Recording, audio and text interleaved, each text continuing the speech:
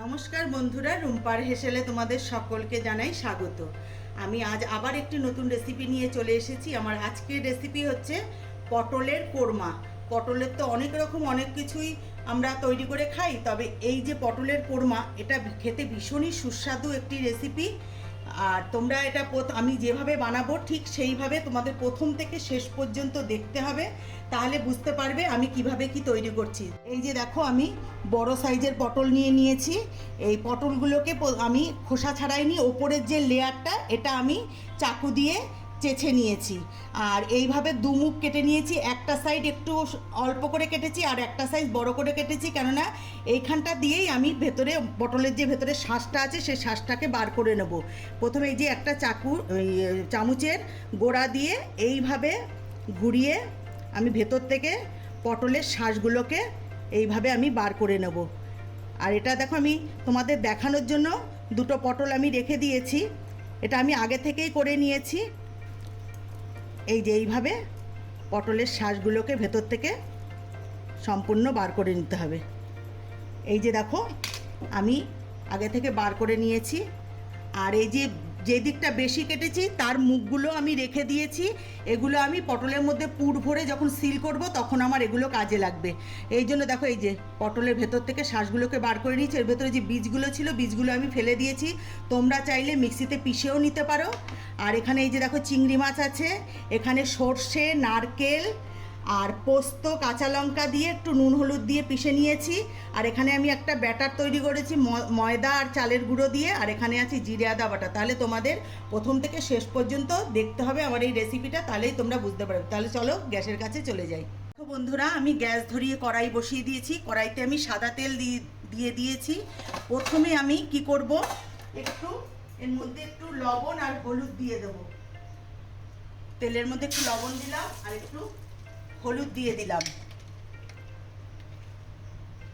এবার সবার প্রথমে আমি এই যে পটল থেকে যে শাঁস বার করে যে খোলাটা, এগুলো আমি একটুখানি ভেজে নেব। আর এই পটলের ভেতর থেকে যখন শাঁসগুলো বার করবে খুব সাবধানে, যেন পটলগুলো যে কোনো রকমই ফেটে না যায়, তাহলে পরবর্তীতে অসুবিধা হবে।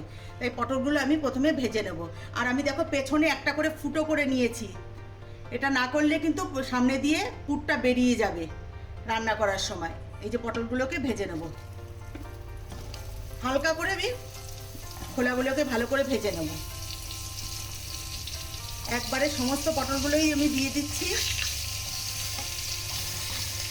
দিয়ে আমি ভেজে তুলে নেব। দেখো, পটলের খোলাগুলোকে আমি হালকা করে ভেজে তুলে নিয়েছি। বাদ বাকিটা যখন আমি গ্রেভির মধ্যে দেবো তাতেই সিদ্ধ হয়ে যাবে। এবার আমি চিংড়ি মাছটা ভেজে তুলে নেব। নুন হলুদ মাখিয়ে নিয়েছি, এবারে ভেজে নিচ্ছি।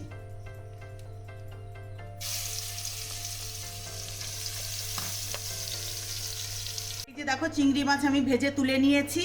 এবার আমি পুরটা রেডি করব। পটলের ভেতরে যে পুরটা ভরবো সেই পুরটা রেডি করব। তার জন্য আমি দেখো, এই যে পটলের যে শাঁসটা বার করে রেখেছি, এই যে সর্ষের তেল দিয়ে দিয়েছি, তেল গরম হয়ে গেছে। এবার আমি এই পটলের শাঁসটা দিয়ে দিলাম। আর এর মধ্যে দিয়ে দেবো বেটে রাখা নারকেল, সর্ষে, পোস্ত, কাঁচা লঙ্কা দিয়ে আমি বেটে রেখেছিলাম, সেটা দিয়ে দিলাম।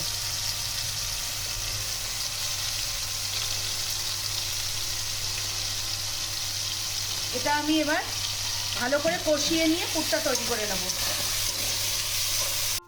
এর মধ্যে আমি একটুখানি সামান্য লবণ দেবো, যেহেতু আমি সর্ষে পেশার সময় লবণ দিয়েছিলাম তাই বেশি লবণ দেবো না। একটু দিয়ে দিলাম লবণ আর দেবো একটু সামান্য হলুদ।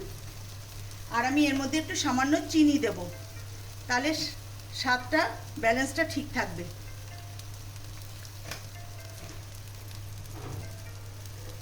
বেশি দেবো না, সামান্য দেব।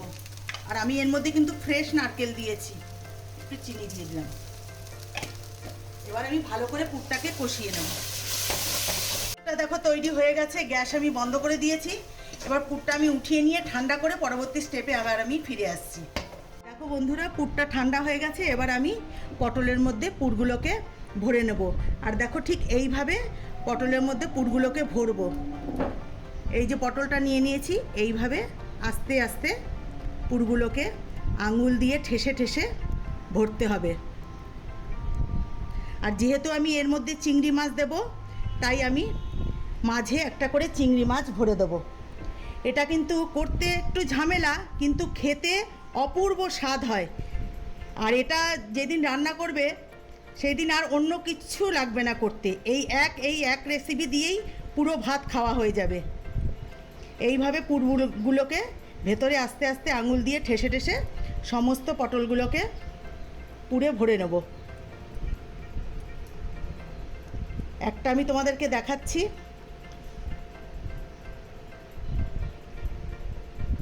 আর একটু পুর ভরবে এর মধ্যে, একদম ঠেসে ঠেসে ভরতে হবে। আর এই যে দেখো, এই যে মুখগুলো আমি রেখে দিয়েছিলাম, ভেজে নিয়েছি। এবার এগুলোকে এইভাবে দিয়ে এই যে ব্যাটারটা একটু করে এর মধ্যে দেব, দিয়ে এবার এই যে মুখটা দিয়ে এইভাবে আটকে দেব, দিয়ে এইভাবে প্রত্যেকটা পটলের মধ্যে পুর ভরে মুখটা এইভাবে সিল করে নেব। এবার আরেকটা দেখাচ্ছি তোমাদের, দেখে নাও। এইভাবে পটলের মধ্যে পুরগুলোকে ভরবো। আর চিংড়ি মাছ দেবো আমি মাঝে, একটা একটা করে চিংড়ি মাছ ভরে দেবো। চিংড়ি মাছটা দিলে ভীষণ ভালো লাগে, যখন এটা মানে খাবো তখন চিংড়ি মাছটা যখন মুখে পড়বে ভীষণই ভালো লাগবে। আবার তোমরা চাইলে চিংড়ি মাছ নাও দিতে পারো, এইভাবেও করতে পারো, কিন্তু চিংড়ি মাছ দিলে ভালো হয়। এইভাবে চিংড়ি মাছটা ভেতরে ভরে দেবো, দিয়ে আবার পুর ভেতরে ঠেসে ঠেসে ভরে দেবো। যতটা ভেতরে পুর ঢুকবে ততটাই ভেতরে ভরতে হবে।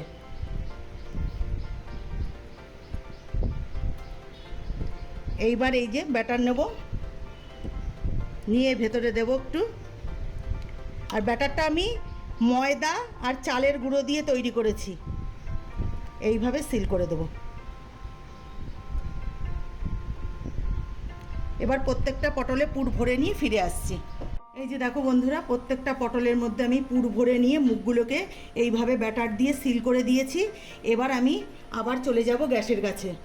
দেখো কড়াই ধুয়ে আবার কড়াইতে আমি তেল দিয়ে দিয়েছি, সর্ষের তেল দিয়েছি। আমি পটলের খোলাগুলো ভেজেছিলাম সাদা তেলে, আর পুরো রান্নাটাই আমি কিন্তু সর্ষের তেলে করছি। এইবার তেল গরম হয়ে গেছে, আমি এর মধ্যে দিয়ে দেবো গোটা জিরে। একটু জিরে ফোড়নে দিয়ে দিলাম, তোমরা চাইলে এর মধ্যে গোটা গরম মশলাও দিতে পারো, তা আমি আর দেবো না। আমি গোটা জিরে দিলাম, দিয়ে জিরেটা ভাজা হয়ে গেছে। এবার আমি এর মধ্যে দিয়ে দেবো বেটে রাখা মশলা। এখানে জিরে, আদা আর 4টে শুকনো লঙ্কা দিয়ে আমি পেস্ট বানিয়ে নিয়েছি। এবার এটা দিয়ে দেবো। এর মধ্যে আমি নুনও দিয়েছি, হলুদও দিয়েছি। এবার ভালো করে মশলাটা কষিয়ে নেব। আমি বাটি ধোয়া জলটা দিয়ে দিলাম, মশলার বাটি ধুয়ে। আর আমি এর মধ্যে দিয়ে দেবো টমেটো। এবার আমি ভালো করে মশলাটাকে কষিয়ে নেব, তেল ছেড়ে আসা অবধি। দেখো মশলাটা আমার কষানো হয়ে গেছে। এবার আমি এর মধ্যে দিয়ে দেবো একটু জল দেবো। জলটা আমি আগে থেকে ফুটিয়ে রেখেছিলাম।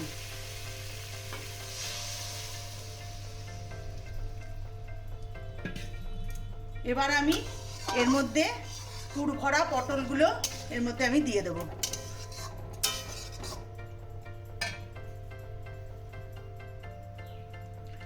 আস্তে আস্তে এইভাবে পটলগুলোকে আমি দিয়ে দেবো। এটাকে তোমরা পটলের কোরমা কারিও বলতে পারো। এইভাবে সমস্ত পটলগুলোকে দিয়ে দেবো, দিয়ে আমি ঢাকনা দিয়ে ঢেকে 10 মিনিটের মতন ফুটিয়ে নেব। তারপরে বাদবাকি গরম মশলা যা দেওয়ার দেব। এই যে দেখো বন্ধুরা, পটলগুলো আমি ঝোলের মধ্যে দিয়ে দিয়েছি। এবার এটাকে আমি 10 মিনিটের মতন ফুটিয়ে নেব। আর এটা কিন্তু খেতে সত্যি, করতে হয়তো একটু ঝামেলা, কিন্তু খেতে ভীষণই ভালো লাগে, দুর্দান্ত হয়। তাই এই রেসিপিটা তোমরা কিন্তু অবশ্যই একবার বাড়িতে ট্রাই করো। এবার আমি ঢাকনা দিয়ে ঢেকে দিয়ে 10 মিনিটের মতো ফুটিয়ে নিয়ে ফিরে আসছি। রান্নাটা তুলে নেব। দেখো রান্নাটা আমার হয়ে গেছে। এবার আমি এর মধ্যে দিয়ে দেব একটু ঘি দেব।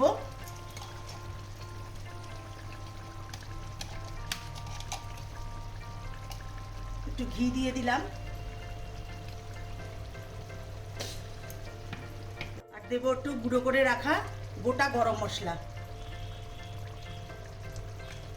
এবার আমি এটাকে একটু এইভাবে নাড়িয়ে নেব। হয়ে গেছে, গ্যাসটা আমি বন্ধ করে দিলাম, তোমাদেরকে নামিয়ে নিয়ে দেখাচ্ছি। দেখো বন্ধুরা, পটলের কোরমা কারি আমার হয়ে গেছে, আমি নামিয়ে নিয়েছি। এবার একটা প্লেটে আমি সার্ভ করে নিচ্ছি। তাহলে বন্ধুরা, আমার এই রেসিপিটি যদি তোমাদের ভালো লেগে থাকে তাহলে লাইক, শেয়ার, কমেন্টস করতে ভুলো না। আর আমার চ্যানেলের নতুন বন্ধু হয়ে থাকলে চ্যানেলটিকে সাবস্ক্রাইব করে নেওয়ার অনুরোধ রইল। আর যারা করেছো তাদেরকে অসংখ্য অসংখ্য ধন্যবাদ। আর যারা আমার এই ভিডিওটি ফেসবুক থেকে দেখছো তারা ফেসবুকের পেজটিকে অবশ্যই ফলো করে নিও। তাহলে বন্ধুরা, আজকের মতন ভিডিওটি এখানেই শেষ করছি। ভালো থেকো, সুস্থ থেকো, নমস্কার।